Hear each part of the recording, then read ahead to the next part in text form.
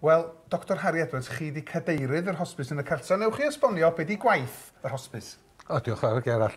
Da chi'n ffeindio iawn dod yma hefo ni heddiw. Ia, hosbis yn y cartre da ni. A fel da chi'n gwybod Gerald, da ni'n edrych ar ôl eu cleifion neu cartrefi nhw'n hunan. A da ni'n wahanol i rhai o'r hosbises arall. Da ni'n edrych ar eu hola nhw yn... Okay. Dim Gerald ydw i. Na Tudur dwi. Tudur? Na, di Gerald Pennant. Tudur Owen. Tudur Owen? A fi'n aml na Gerald Pennant o da chi. So Tudur Owen da chi?